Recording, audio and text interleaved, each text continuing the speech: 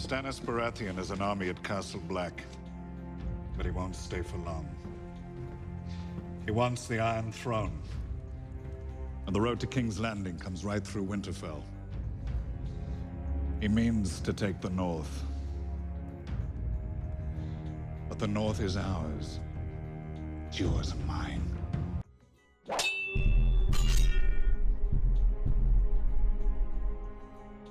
What's the deal, my people? It's Don Tony Teflon, and I'm back at you another one, and welcome to Behind the Throne, a series where I take a look at people from Game of Thrones and try to find out who George R. R. Martin took inspiration from real life to make these characters. Now, we all know George R. R. Martin loves history, and he has said many times over that he draws on this for inspiration. Now, he doesn't copy characters one-to-one, and the people in his book are not meant to be one specific person from history.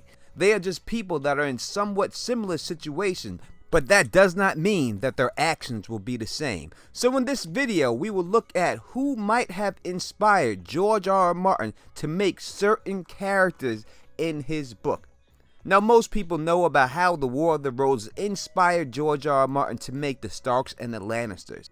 The House of Lancaster, represented by the Red Rose, and the House of York, represented by the White Rose. It is pretty easy to see which house is meant to represent who in Game of Thrones. And since those houses have been done, I thought that we would start with a more harder house, a more devious house, a house that I have not seen anyone do, and that is the House of Bolton. In my family, we say, a naked man has few secrets. A flayed man, none. My father outlaws flaying in the north. We're not in the North. We're not torturing them. The high road's very pretty, but you'll have a hard time marching your army down it. House Bolton of the Dreadful is an extinct noble house from the north. After the Red Wedding, they became a great house of the north, having usurped their position from the former liege lords, House Stark. Their original lands were in the northeastern part of the Stark territories. Their stronghold was called the Castle Dreadfort, and the head of the house was known as the Lord of the Dreadfort. House Bolton was infamous for a centuries-old practice of filleting their enemies alive, to the point that they used a filleted man as their house sigil.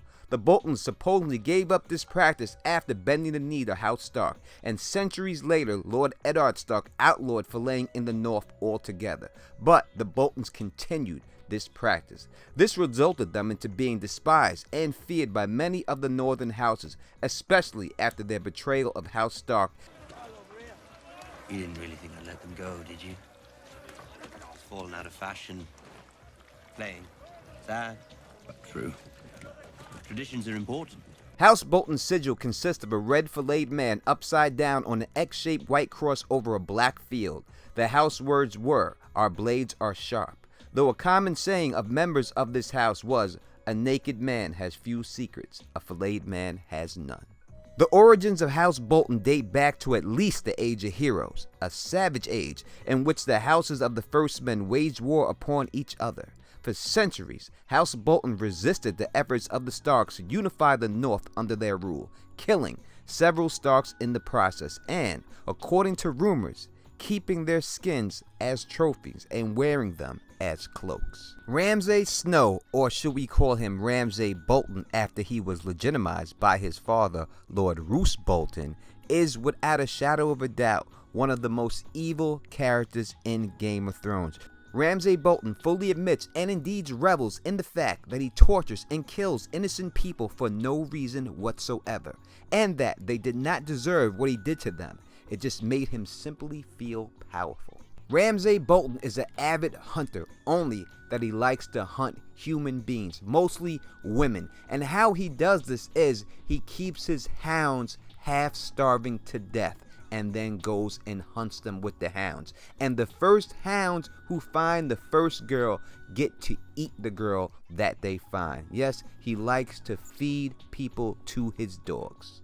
So when we look at House Bolton of the Dreadfort, what they are really known for is, number one, filleting their enemies and wearing their skins around as cloaks. And the second thing would be having half-starved dogs, feeding people to the dogs, and hunting people with these dogs. Now, can we find someone in history that has done both of these things that George R. R. Martin could have drew from inspirations? I think I have. Irma Grese, nicknamed the Hyena of Auschwitz. At just 22 years of age, Grese was the youngest woman to die judiciously under British law in the 20th century.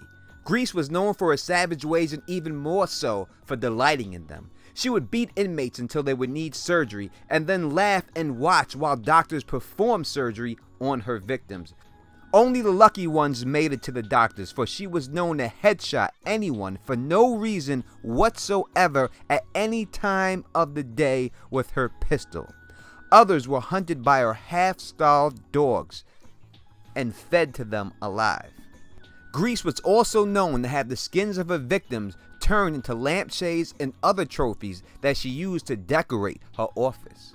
It is alleged that Grese killed at least 45 people a day while she was in power. Grese was then hanged in December of 1945 for all these crimes that she committed.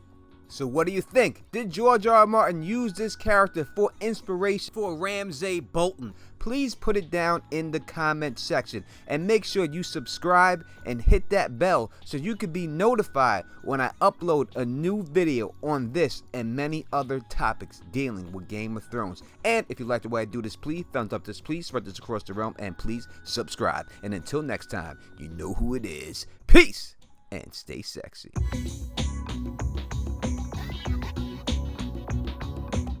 I'm gonna make him an offer again with you.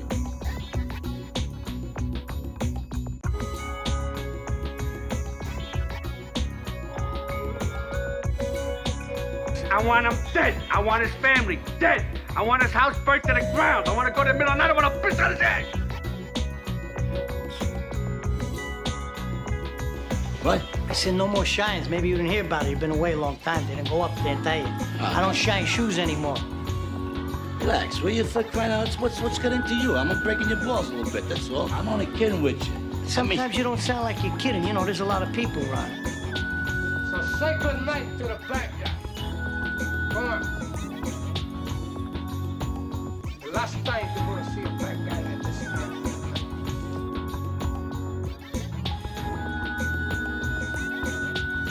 I got 2 grenades in my house. I blow up all Mulberry Street before I leave.